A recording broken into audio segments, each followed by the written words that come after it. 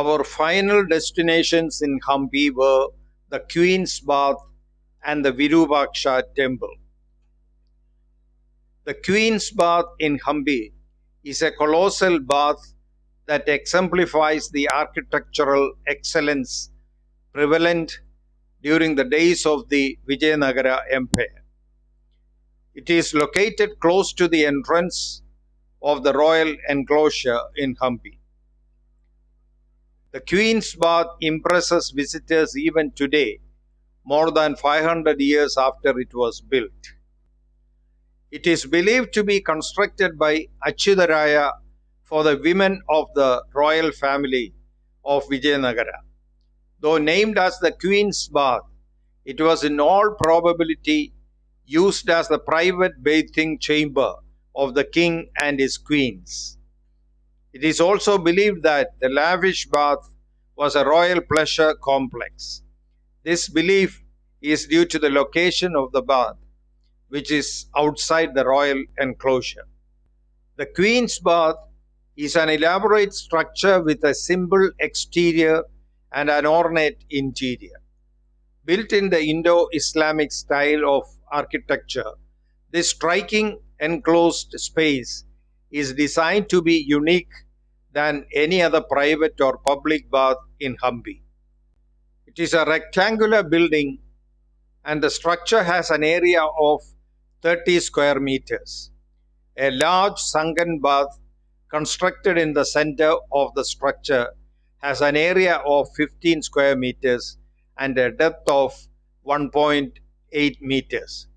The bath is surrounded by beautiful arched corridors having pillars and projecting ornate balconies with windows. Each arched bay surrounding the bath is decorated with intricate carved stucco ornamentation on the ceilings and the walls placed above the arched bays. There are stone steps that lead down to the floor of the bath. However, there is no ceiling over the bath and it is open to the sky.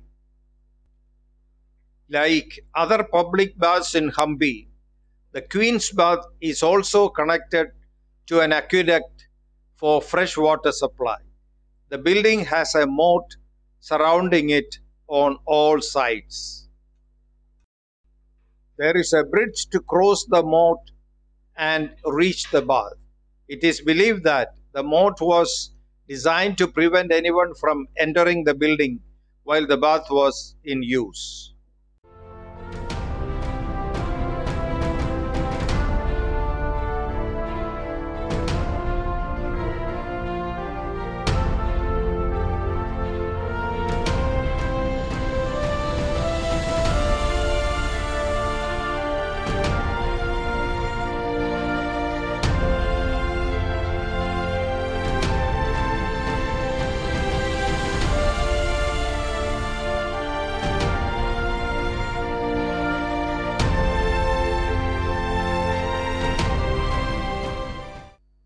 Virupaksha temple is part of the group of monuments at Hampi designated as a UNESCO World Heritage Site.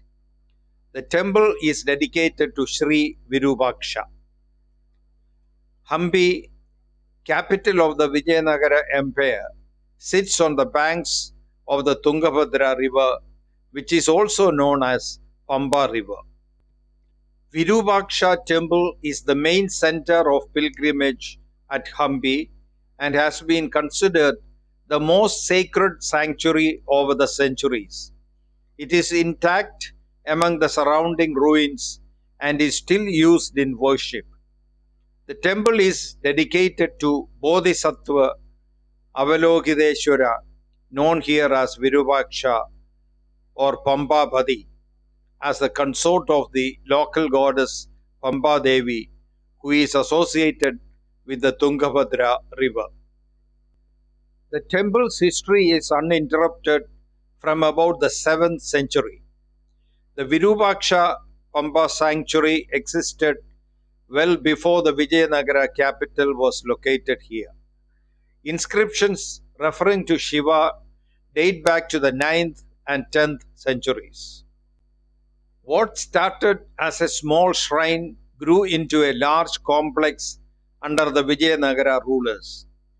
Evidence indicates that there were additions made to the temple in the late Chalukyan and Hoysala periods, though most of the temple buildings are attributed to the Vijayanagara period.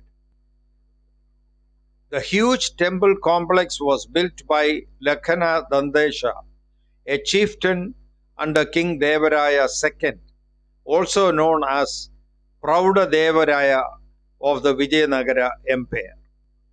Ceiling paintings in the Virupaksha date to 14th and 16th centuries. The religious sect of Virupaksha Pampa did not end with the destruction of the city in 1565 AD. Worship there has persisted throughout the centuries.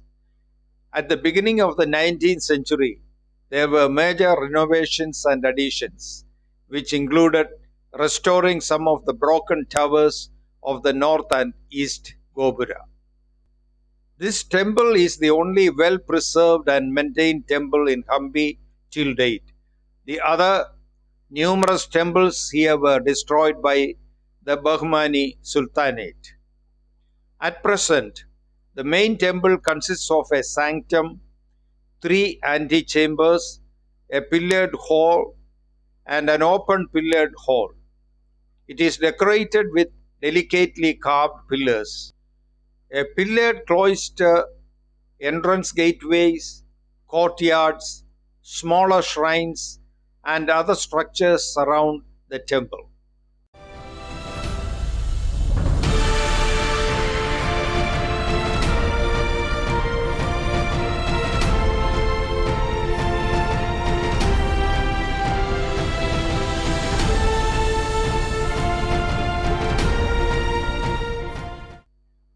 The nine-tiered eastern gateway, which is the largest at 50 meters, is well proportioned and incorporates some earlier structures. It has a brick superstructure and a stone base. It gives access to the outer court containing many sub-shrines.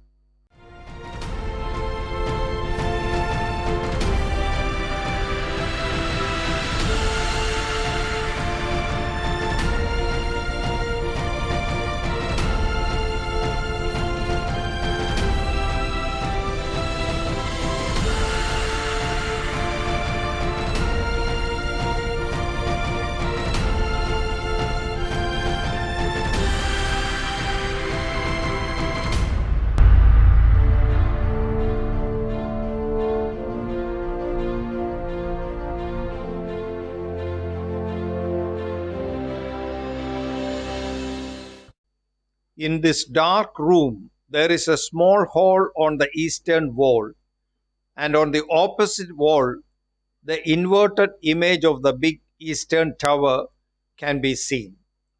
This works with the principle of pinhole camera, which we have learned in school. One of the most striking features of this temple is the usage of mathematical concepts to build and decorate it. The temple has repeated patterns that demonstrate the concept of fractals. The main shape of the temple is triangular. As you look up the temple top, the patterns divide and repeat themselves just like in a snowflake. Krishnadevaraya, one of the famous kings of the Vijayanagara Empire, was a major patron of this temple. The most ornate of all structures in the temple, the central pillared hall, is believed to be his addition to this temple. So is the gateway tower giving access to the inner courtyard of the temple. Inscriptions on a stone plaque installed next to the pillared hall explain his contribution to the temple. It is recorded that Krishnadevaraya commissioned this hall in 1510 AD to mark his succession. He also built the eastern Gopuram. These additions meant that the central shrine came to occupy a relatively small part of this complex. The halls in the temple were used for a variety of purposes. Some were spaces in which the images of gods were placed to witness special programs of music, dance, and drama. Others were used for the wedding rituals of deities. The smaller eastern gateway leads to the inner court with its numerous smaller shrines. Another Gopuram towards north, known as the Kanagagiri Gopura, leads to a small enclosure with subsidiary shrines and eventually to the Tungabhadra river. Here, a large pond is there, the water in which reflects the big tower. A narrow channel of the Tungabhadra river flows along the temple's terrace and then descends to the temple kitchen and out through the outer court.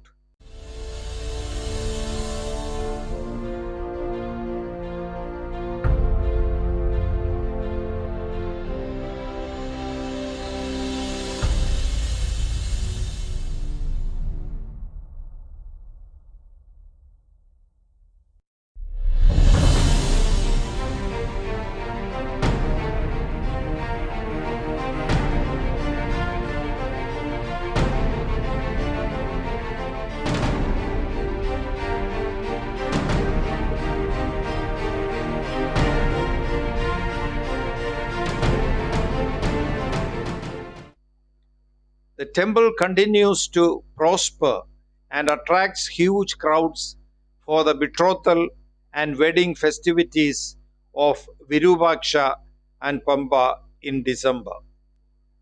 In the month of February, the annual chariot festival is celebrated here. Visiting Hampi in one single day is quite exhausting, particularly on a hot, sunny day. The sun was about to set as we left Hampi for our return to Davangere.